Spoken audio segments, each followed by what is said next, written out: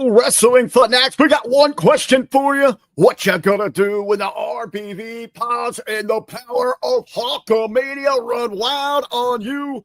This is the 10 count special tribute to the one, the only, the immortal, real American Hulk Hogan, the Hulkster, the pride and joy, the icon, the childhood hero of one, Mr. John Poz.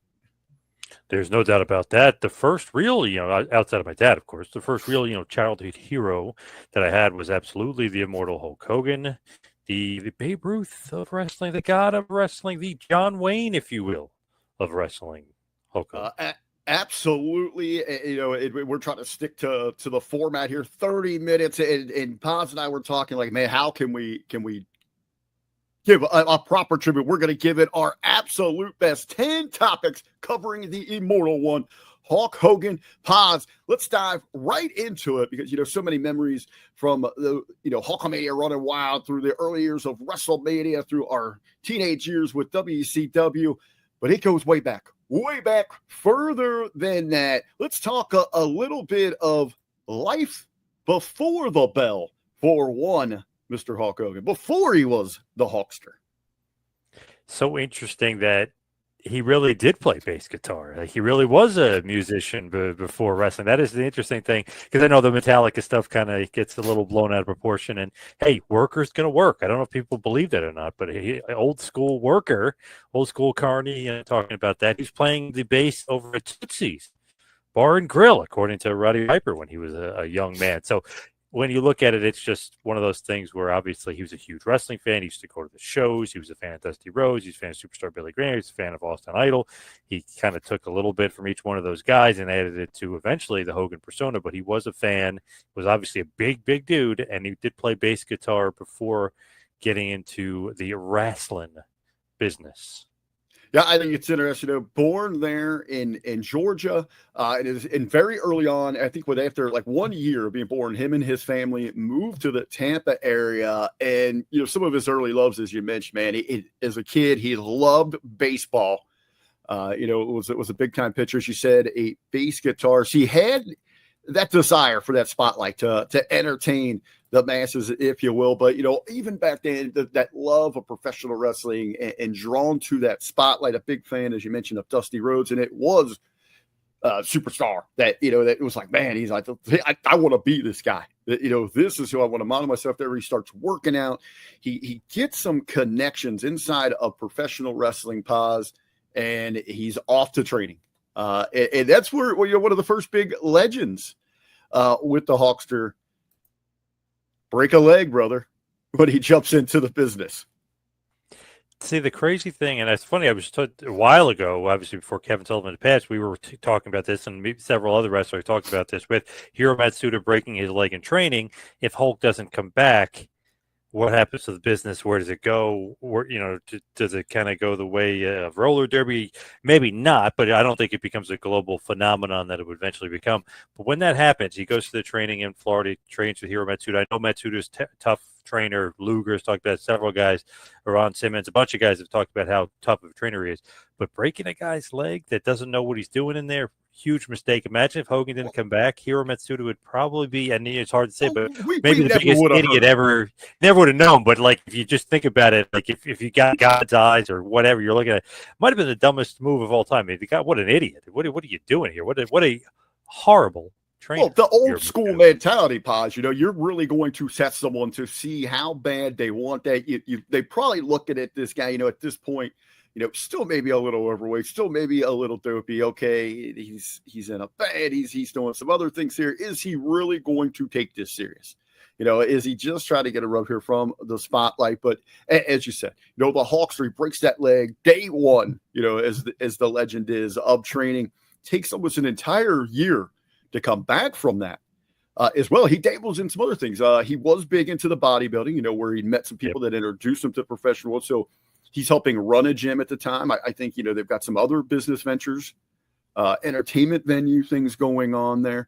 But he does come back into it. And actually, those outside ventures is when he begins a long-time friendship and starts traveling the roads, gets another individual into professional wrestling, starts traveling some of the territories. They go up to Georgia for a few spots, and that is Brutus, who would become Brutus Beefcake.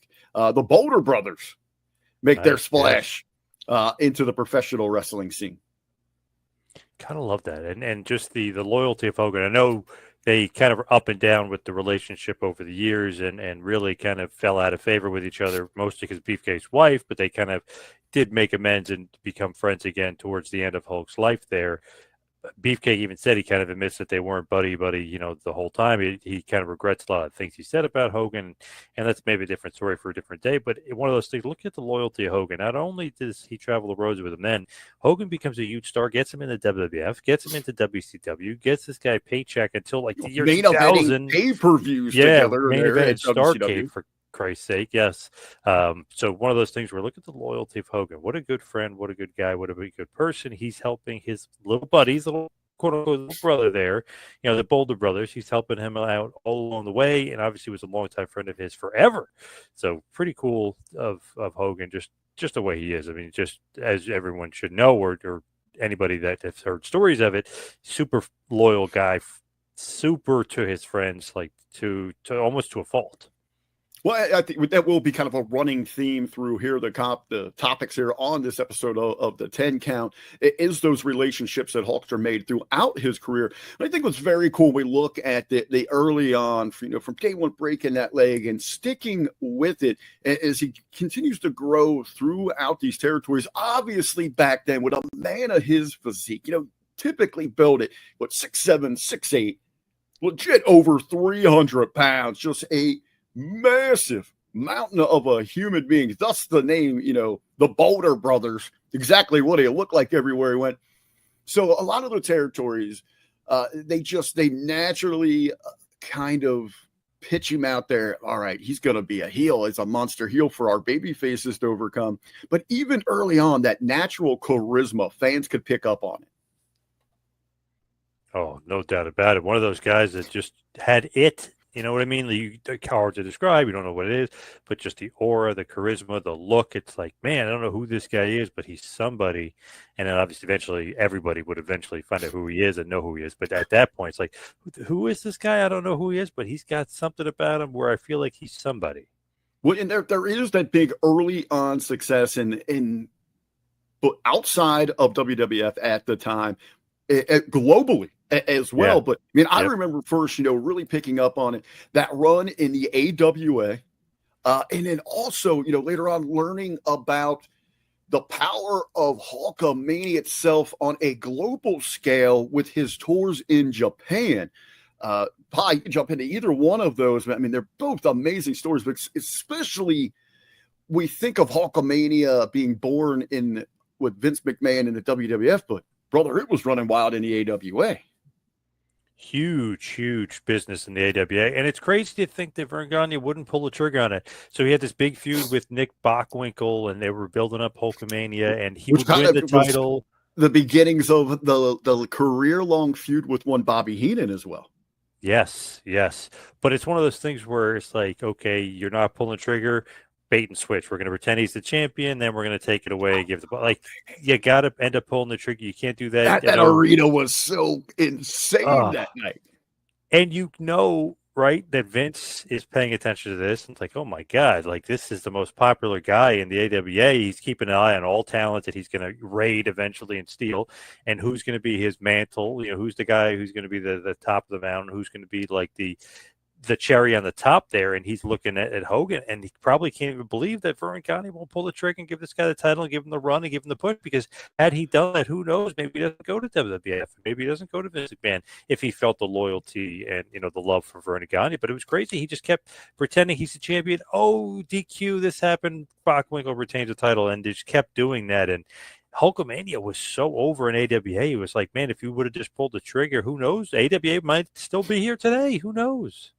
Again, if you go back, here, I mean, the crowds, they were packing arenas every time Bockwinkel versus Hogan, and we'd get some kind of weirdo finish, a dusty finish where they would take the title back off of Hogan. But that Eye of a Tiger, I mean, those arenas would be absolutely rocking back then. And as you said, they just And Vince is looking at this thing, and he's looking at expansion, and he knows this is the guy.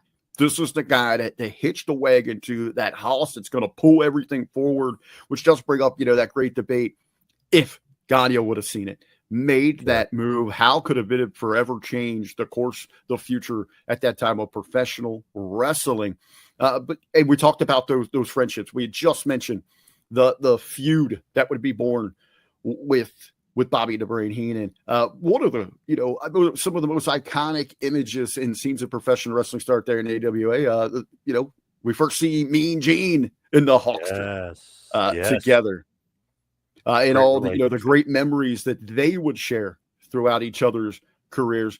But it just wasn't about, here in the States and Hulkamania, the birth Hulkamania in the AWA.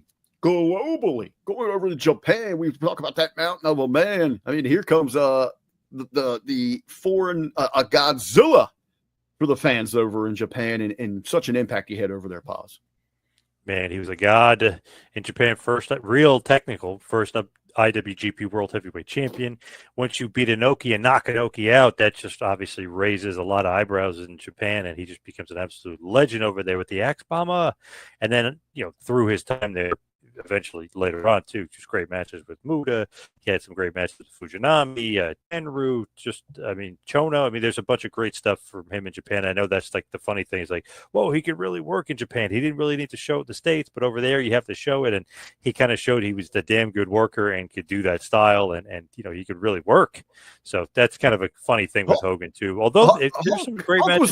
Hulk was one of the greatest workers on both sides of the globe, but he knew how to adjust for the styles. Yes. It wasn't necessarily needed to work the Japanese style here in America. So absolutely, I'm not one that buys into those types of conversations, those arguments. But to be able to have that impact to me, that's simply what makes him so immortal. And so much, as you said, the earliest form of the IWGP Championship, winning the big tournaments over there, all the classic matches with the top names, and such an incredible draw that he was to make Hulkamania such a global phenomenon that it was. But of course, Poz, for the record books, for what everybody remembers, when that rocket got strapped to him and it just went to new heights and evolved and forever changed the world of professional wrestling. It happens there in '84.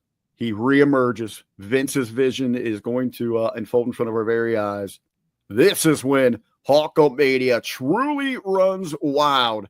And it is a return because he had those earlier runs in the WWF with Vince Sr. Jr. brings him back, and they strap the rocket to him. And Vince is forever changed. Hogan obviously forever changed. WWF forever changed. Wrestling forever changed. Became a global phenomenon. He became mainstream. WWF became mainstream. He beats Iron Sheiki Baby January 23rd, 1984. Madison Square Garden, becomes a world champion. And as Gorilla Monsoon infamously says, Hulkamania is here. Just one of the just great moments ever in the history of the wrestling. You could tell the crowd was nuts for him, nuts for it, and you're off the races. Sometimes in wrestling, when you have these like Austin, for instance, beating Michaels at WrestleMania 14, you're off to the races. You feel it, you sense it. So the NWO, it's like you're off to the races.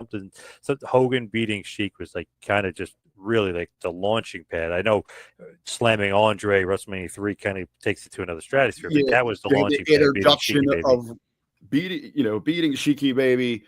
He has arrived. Backlund, with the put over. I've talked to him. He's changed his ways. He's ready to represent you, the people. He's a good guy now. But all those iconic moments, and there probably is no greater iconic moment, just not in WWF, WWE history, but all of professional wrestling. It is, the third edition. They finally arrived. I don't care. I'll go with it. 93,000 plus. Yes. Up in Detroit, watching around the world. It is Hulk Hogan versus Andre the Giant. That's the moment that really catapults professional wrestling to heights never thought. As you said, just not crossing over into mainstream. They became the it of mainstream there at WrestleMania. Absolutely just amazing. 93,000 people, set off wrestling. Before every WWE show today, there's the infamous slam. So it's one of the most iconic moments ever. Love that match. The crowd is nuts. There actually is another footage, which I love that they do, because they unearth this stuff where they just play the one camera and they take out the announcers and you just listen to the crowd. It is so loud. It's way louder than you really realize it is, but just so cool. What a moment. And obviously changed wrestling forever. I mean, you're talking about him beating Cheeky, changing him beating Andre. I mean, that just launched it, and then launched Survivor Series and SummerSlam, and then they have to do the Royal Rumble, and then the Saturday Night's Main Event, which was there, but the big main event versus Andre, which was the rematch, which was seen by 33 million people. Just what a feud. Well, and then as you talk, all the launching points there, we look at the merchandise, the toys, the pay-per-view, the television, WrestleMania itself. Essentially, Hulk's the headliner for the first 9 of those things. Yep.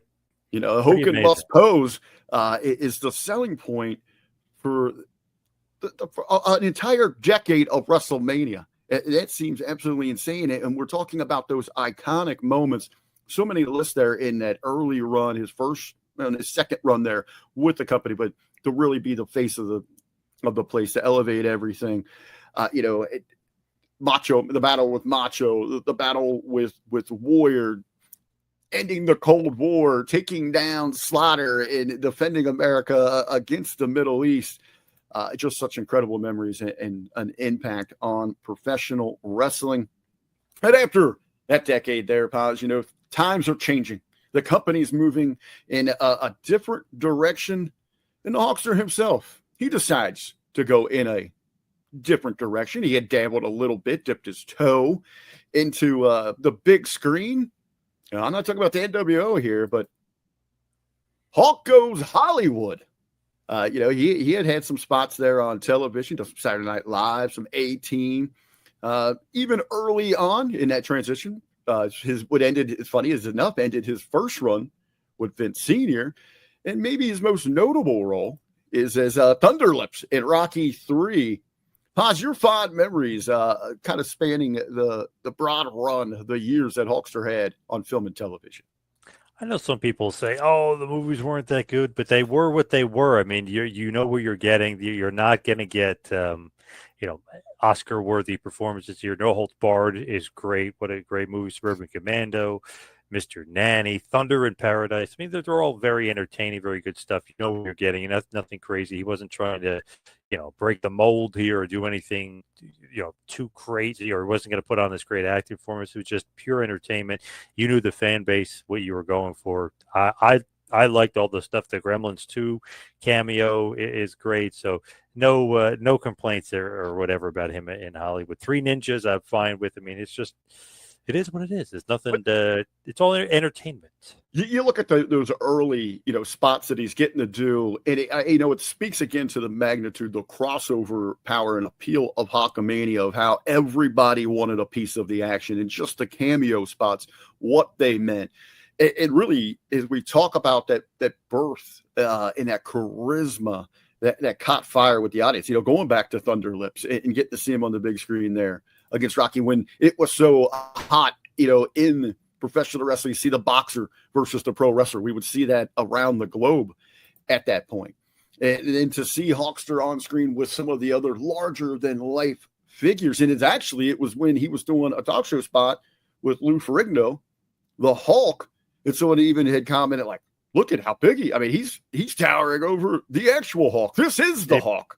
Yeah, he's bigger than which kind of dubbed him, the Hulk, and then later we get Hulk Hogan.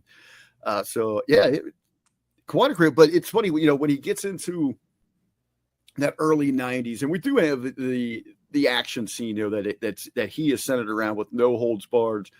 Vince and Hogan putting a lot into that thing, hoping it would launch him.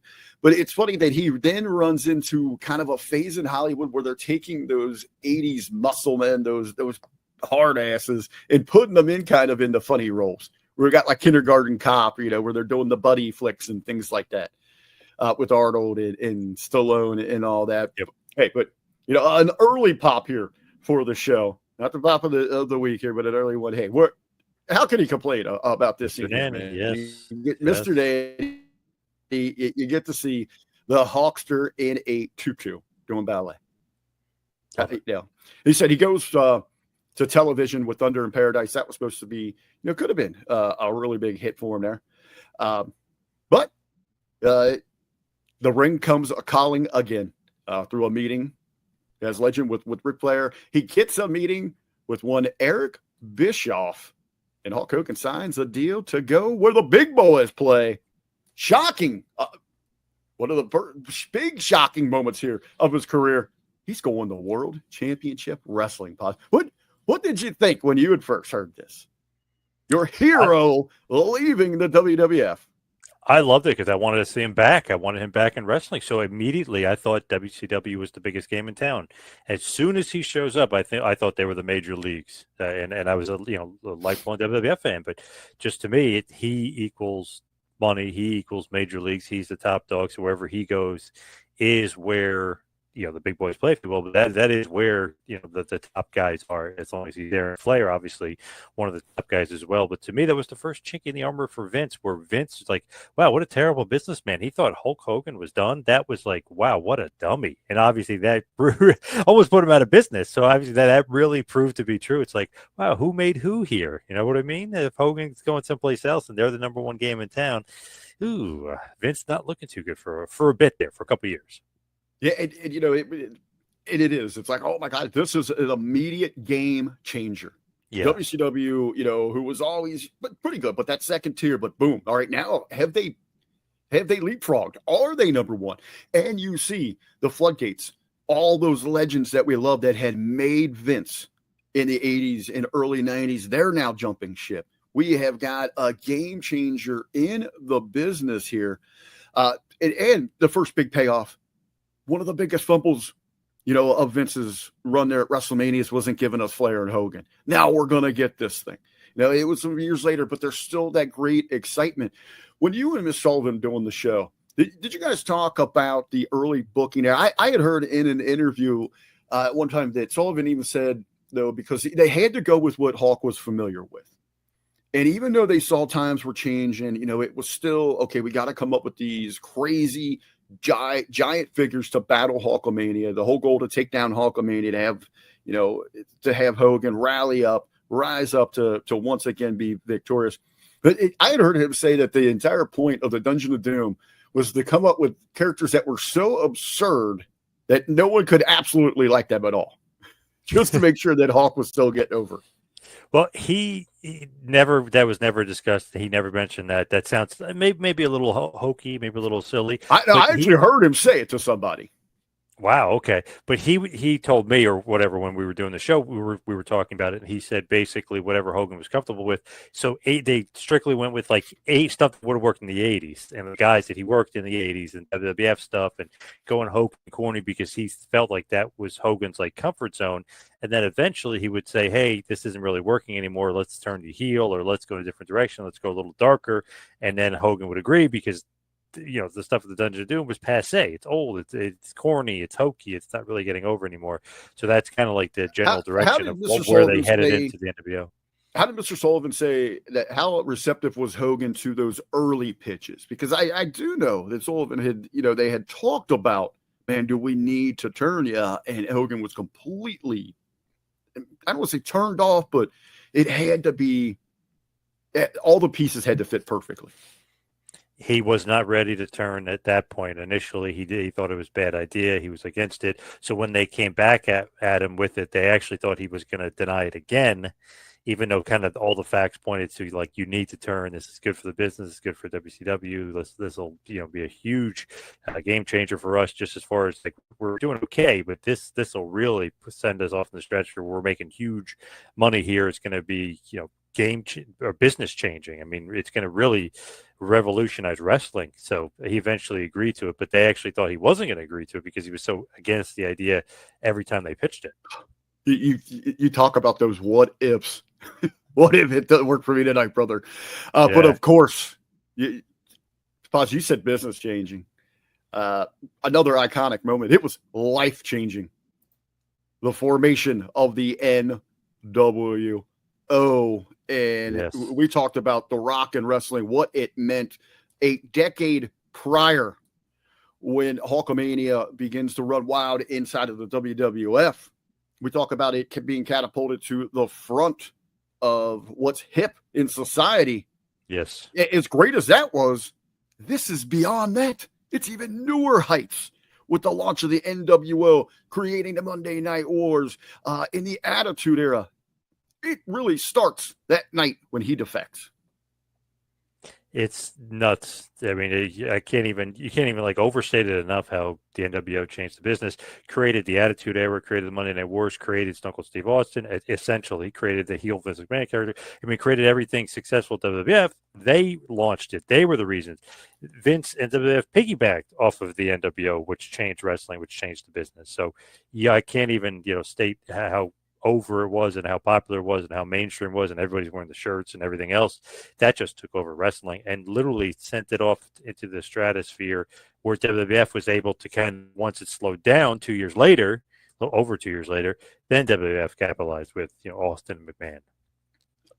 All those great runs, those moments. We're going to talk about some of our favorite moments. So as it goes here, the NWO, WCW on top. We all know the story of the 83 weeks, and they continue to battle for an extended amount of time there. Unfortunately for WCW, and that story has been retold countless times, the death of WCW, but they do go out of business. I know so many of us as fans, we are eagerly anticipating, oh my God, everyone's going to, this opens the doors. WWF bought WCW. This is going to open WWE, buys WCW. This is going to open the door for all these dream scenarios. Everything that we had hoped for during the wars, it could come true. Unfortunately, we get that delayed because a lot of these talents, rightfully so, hey, sit at home, right? You're getting paid by the former owner, AOL Time Warner there, collect that check. It would be some years later before we would see another return of Hulk Hogan to the WWE at this time. Gotta love it. You needed it. They needed a little bit of boost. The NWO returns. I love the Vince's promo. The NWO is going to kill it. But, of course, as we know, WrestleMania 18, Hogan was way too over, way too popular. They loving the nostalgia. They loving the return. They had him turning babyface. But WrestleMania 18, Hogan versus Rock, one of the greatest matches of all time, maybe the greatest WrestleMania match of all time. To me, the most rewatchable match of all time, because that's probably the match I've rewatched the most. Either that or Hogan Andre. I love it when just the crowd is just so into it, and you're literally invested with who wins and loses, not just entertained. You are literally invested, and that's what Hogan brought to the table. I love that return. I love that they brought him back. I even 05 when him and Michaels are feuding and he's beating up Muhammad Hassan. I love that as well. Another classic moment, but yeah, against the Rock. Hameen was talking about it this past week on the Monday Locker Room. He was there, and I asked him to kind of describe that moment. He said it was so surreal because, going in, it's okay. Hogan is the heel here, but there's just like this indescribable wave that overtakes the entire audience, and they turn in favor. They want their hero, their icon back. He is one of our guys. We know he defected, and we were against him for so long in the Hollywood version, but we want the red and yellow. We want the Hulk up. That big payoff. That's what was so incredible about that moment, and really what we had wanted to see years earlier. Maybe. Was it a little too late, you think, or was it well worth that wait there? It was, I think, well worth it. That was awesome. One of the best moments, no doubt about it. Pretty cool he was there. Some other big moments there. He does leave after that run for a little bit of I believe, a payout dispute, but comes back and we get the birth. It was such a fun run this time around with the Mr. America. Oh, yes. Yes. There.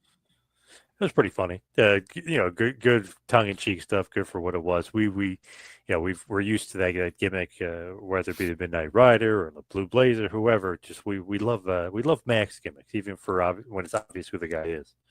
Well, it's the case where you can the charisma and use those talents with an aging Hogan to really get him over and connect with that audience and really give that rub to so many of those young talents for a complete new generation and some big matches that people would have been talking. It could have been those what ifs. We got to see those unfold in front of our eyes. Very true. Very, very true. So, a great another couple runs there with the company. Would see Hogan come back with appearances. But, the Hulkster, he would dabble outside. He had some later life adventures. He would go to some other, wrestling companies. Maybe one of the biggest of note is when he once again steps up to the plate and attempts to challenge Vince for another go around when he heads on over to Total Nonstop Action Wrestling.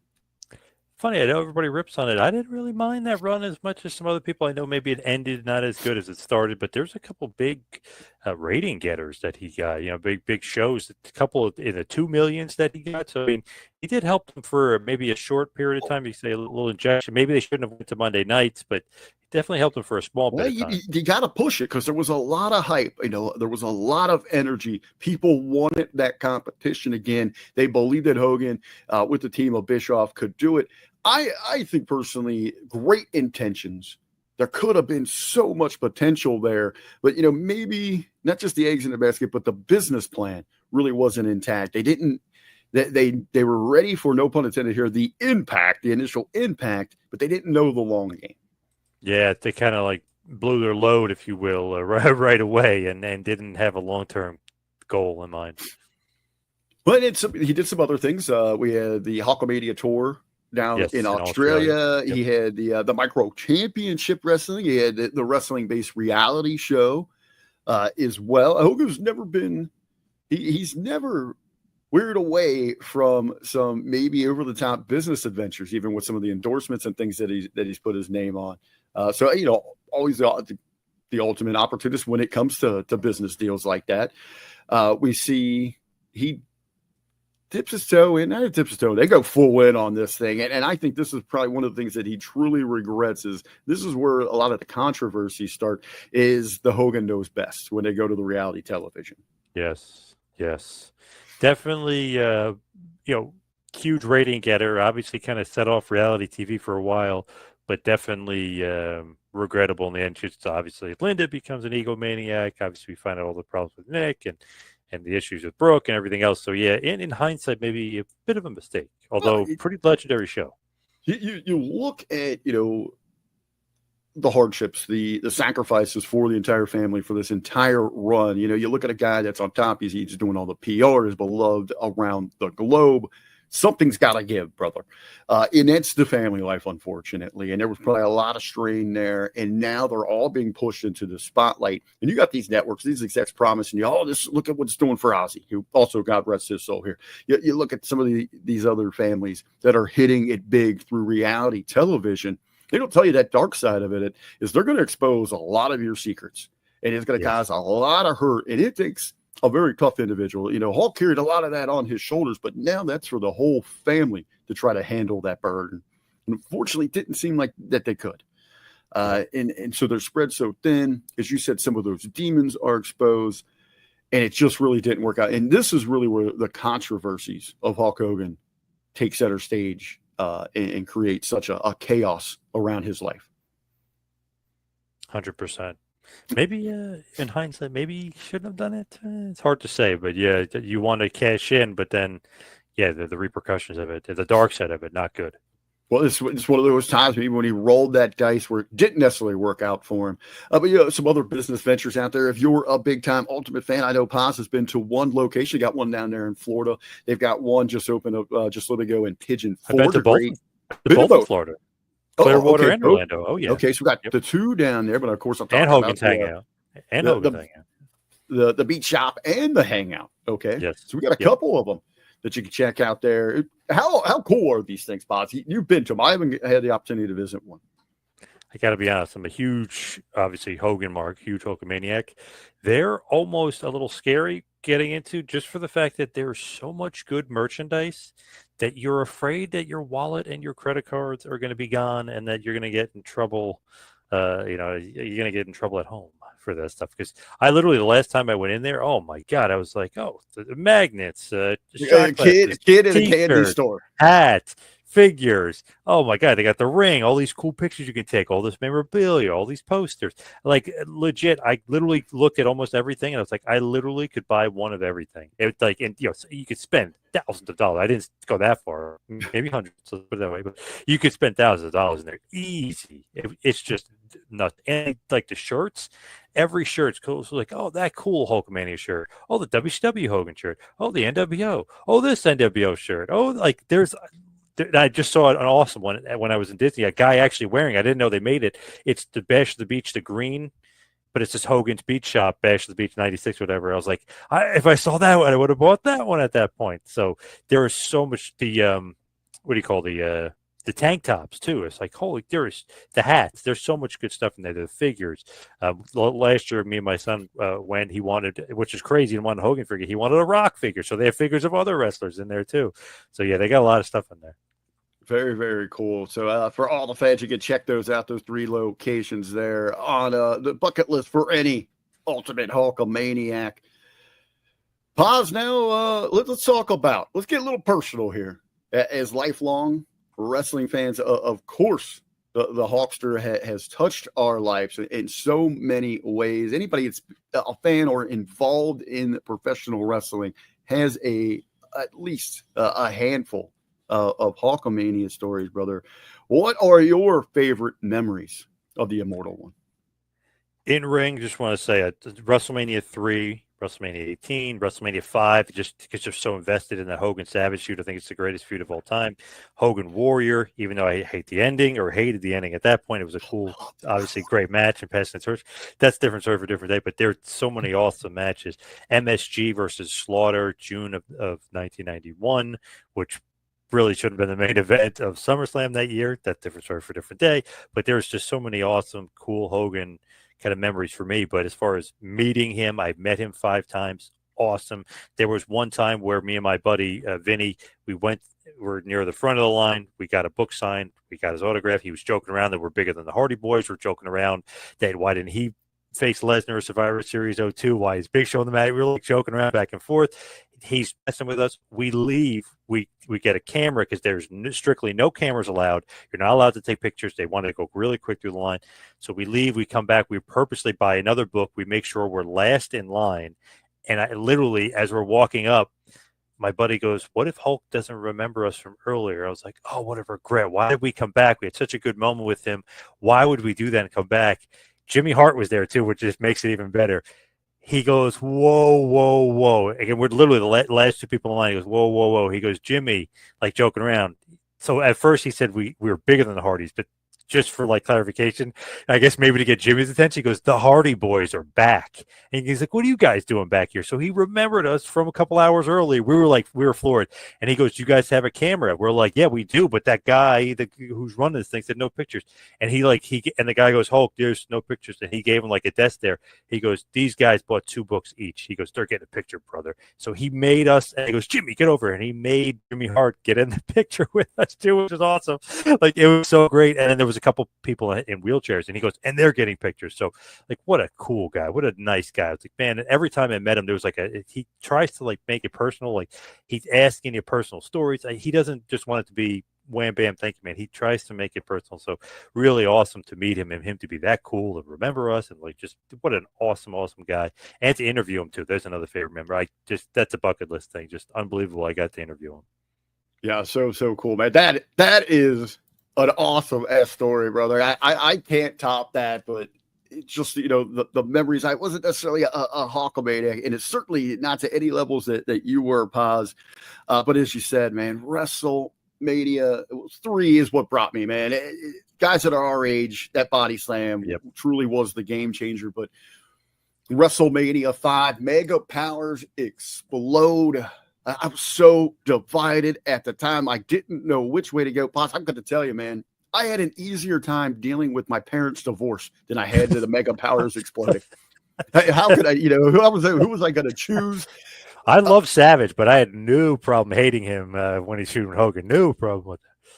A year later, the Ultimate Challenge. I was a little warrior in that moment. That is the time I was in tears thinking that this is it, that Warrior can't overcome Hulkamania. It's when my mom told me, the Santa Claus talk. It's okay. You can calm down. It's the fix is in. You're gonna be all right. Of course, the NWO, just how shocked that the world was. All the fans were. One of my favorite moments in WCW, I remember where I was at, is in a room with so many of my friends, and we literally, from sitting on the floor, just straight shoot up. Our heads hit the roof when he taps out to the torture rack of Lex Luger, and WCW gets their first big win, a blow in the battle against the NWO. But a personal memory, young RBV, I'm 11, 12 years old, Dayton Nutter Center. It is the first King of the Ring pay-per-view. Bret Hart goes on to win that thing, but at the time, it would be Hulk's last televised match inside of the WWF ring. He takes the loss to Yokozuna for the championship. But as I'm telling you, man, I'm 11, 12 years old, old concrete arena. Hogan's music hit. He makes his way into that arena, and I can still feel it. My legs shaking. That building was shaking to its very core. And to feel the power of Hulkamania like that in professional wrestling was unreal. And one of those moments that I knew I was going to absolutely love this sport, love this genre for the rest of my life. So some great memories there from the Hulkster. The Poz running a little over, but that's okay, because we're talking about the GOAT, the greatest to ever do it. That brought us all to the table. The reason the show is the show globally. But Poz, it is time for the Pop of the Week here on the 10 Count. It is another salute, a celebration as he makes his way to his next great adventure in existence. As Hulkamania will run wild forever. Nice. Love that. All right.